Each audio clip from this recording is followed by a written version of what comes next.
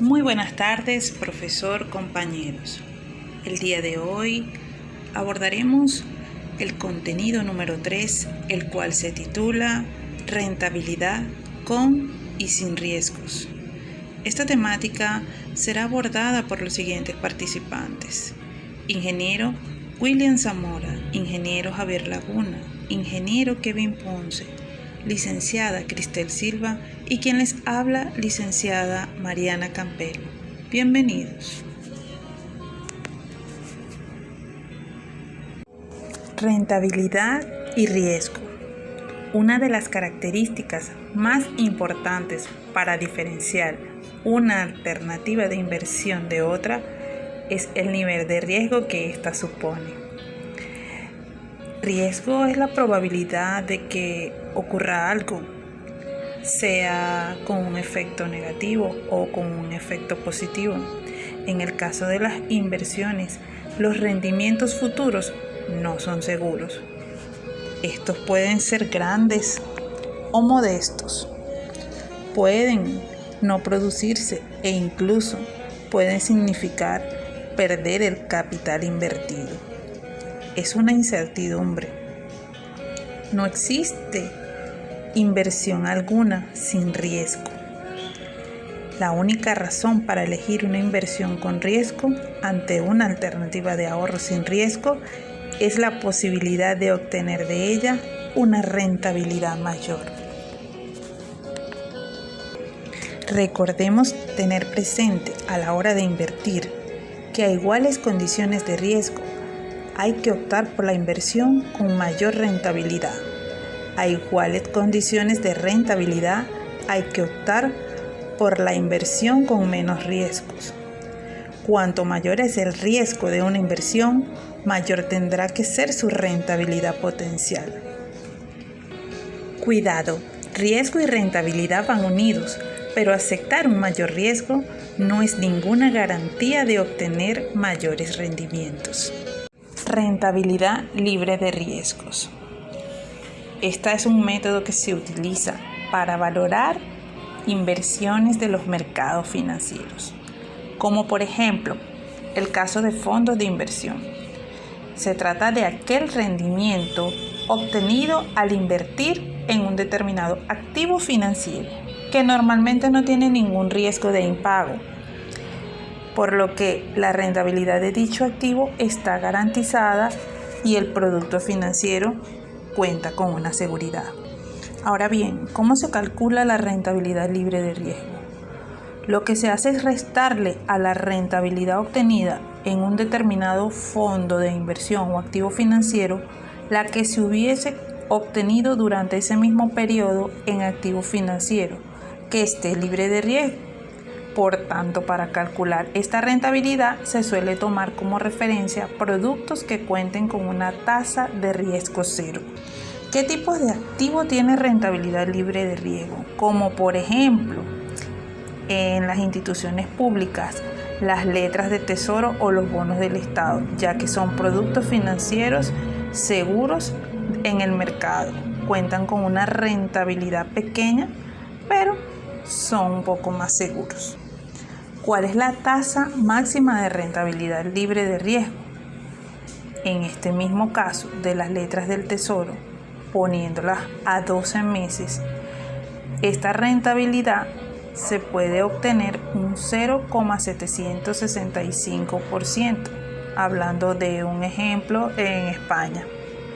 Es una baja rentabilidad, pero debido a esa relación rentabilidad-riesgo que llevan los productos financieros, cuanto más segura sea una inversión, va a ir asociada a una menor rentabilidad. Muy buenas tardes, quien les habla el ingeniero Kevin Ponce. Prosiguiendo con el contenido programático de la exposición, hablaremos un poco sobre el equilibrio entre rentabilidad y riesgo. Quien algo quiere, algo le cuesta. Muchas veces he escuchado ese refrán para escribir algo que no querías hacer. En prácticamente cualquier inversión financiera, la rentabilidad futura no está asegurada y esta incertidumbre se conoce como riesgo. Muy bien, a la hora de tomar una decisión sobre una inversión, valoramos informalmente si ese riesgo vale la pena a cambio del potencial de una mayor rentabilidad. Esta relación entre riesgo y rentabilidad y encontrar el equilibrio personal es clave en la construcción de una filosofía de inversión. Pero debemos tener en cuenta que todas las inversiones conllevan cierto grado de riesgo. Encontramos algo que se llama el riesgo inherente, siendo aquel que puede existir de manera intrínseca en toda actividad, puede generarse por factores internos o externos y afectar la rentabilidad y el capital de las empresas. Esto va desde hasta el núcleo de los trabajadores hasta factores externos como una competencia. Ahora vamos a darle un claro ejemplo. Para una empresa manufacturera de automóviles, siempre tendrá el riesgo de no tener un equilibrio entre calidad y precios, pues el mercado, al ser tan grande donde encontramos diferentes opciones, el cliente siempre suele usar la más conveniente, aunque esto signifique incluso hasta preferir mercados extranjeros ante los nacionales. La rentabilidad con riesgo cero nunca ha existido, pues hasta hace poco habían opciones en el mercado para tener una ganancia razonable con un nivel de riesgo muy bajo. Más sin embargo, podemos utilizar o tener una serie de planes en donde podemos disminuir mucho ese riesgo, como evaluar la rentabilidad de la inversión, que me permita anticipar el futuro, diversificar el riesgo, evaluar los resultados obtenidos y utilizar una herramienta para la gestión del riesgo financiero. Muy buenas tardes, profesor, compañeros. Mi nombre es Cristel Silva. En esta oportunidad conversaremos sobre el riesgo beta. La beta de una acción mide el riesgo incremental que aporta una acción en relación a un índice. La beta trata de medir la sensibilidad de la rentabilidad en una acción a los movimientos del mercado. Por lo tanto, esto mide la volatilidad de una acción en relación a un índice. Cuanto más alta sea, más sensible es la acción a las variaciones del índice de referencia. Las betas se presentan de forma positiva cuando guarda relación directa y exacta con el mercado. Por el contrario, cuando se encuentra negativa, indicará que la acción se mueve en sentido contrario al mercado, lo que quiere decir que cuando los índices suben, la acción baja y así a la viceversa.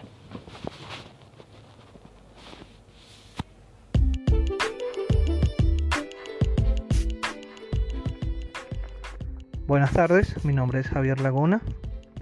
Seguidamente corresponde el tema del riesgo de alfa, donde definimos a alfa como la medida de rendimiento de un portafolio de inversiones, según unos parámetros concretos. Es decir, es el nivel en que un inversor ha conseguido superar al mercado durante un periodo de tiempo determinado. Este puede ser positiva o negativa, según su proximidad al mercado. El cálculo de alfa se realiza simplemente restando el total de los beneficios de una inversión de los beneficios del referente durante el mismo periodo de tiempo.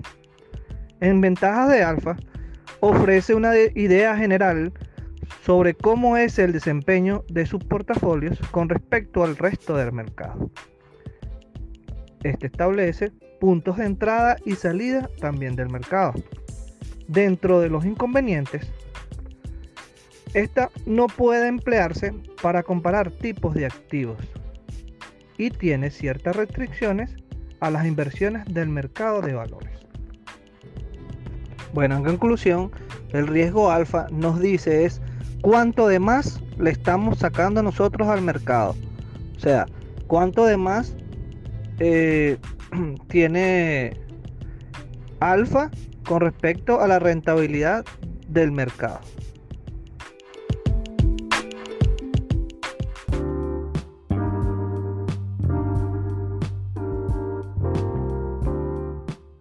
Un gusto, profesor, colegas, profesionales presentes. De este lado les habla el ingeniero William Zamora. Bien, para concluir podemos mencionar que la rentabilidad es uno de los indicadores principales para valorar el rendimiento de una empresa. ¿Por qué? Porque nos permite conocer su capacidad para generar valor para sus accionistas. Cuando nosotros mencionamos el riesgo y rentabilidad sin riesgo, son dos factores fundamentales e importantes. ¿Por qué? Porque cuando hablamos de rentabilidad con riesgo, el riesgo y el retorno van unidos, ¿está bien? pero a mayor potencial de rentabilidad, mayor el nivel va a ser de riesgo. Y a menor potencial de rentabilidad, claramente menor va a ser el riesgo. Cuando nosotros hablamos de rentabilidad sin riesgo, en teoría, la tasa libre de riesgo en el rendimiento mínimo que un inversor debería esperar de cualquier inversión ya no se toleraría, porque por el riesgo a menos que la tasa de rendimiento esperada fuera mayor a la tasa libre de riesgo. Pero en la práctica es totalmente distinto, porque la tasa libre de riesgo técnicamente no existe. Incluso los inversionistas más seguros o las inversiones más seguras, estas conllevan un pequeño riesgo, pero siempre llevan un riesgo. Ahora, cuando nosotros mencionamos riesgos y beta, los betas que harán, los betas van a ayudar a comparar el nivel de riesgo entre diferentes acciones. Cuando nosotros manejamos estos conceptos de manera clara, nosotros podemos planificar, organizar y llevar a cabo una logística clara. Una logística donde nosotros podemos tener los objetivos presentes y muy claros. Ahora, para finalizar podemos mencionar entonces que la importancia del financiamiento a largo plazo podría ser, para concluir, podría ser que nos asegura durante varios años o un tiempo prolongado la presencia de la compañía en el mercado. En este sentido, asegura la circulación de capital en una compañía. Podemos mencionar también que las menores tasas de interés que el financiamiento a corto plazo nos puede presentar, lo presentamos o lo tenemos como ventaja en los financiamientos a largo plazo. De esta forma podemos entrar en el debate de cualquier pregunta, cualquier consulta que tenga el profesor o los profesionales colegas presentes, para claramente poder responder a sus preguntas si alguno tiene alguna duda. Gracias.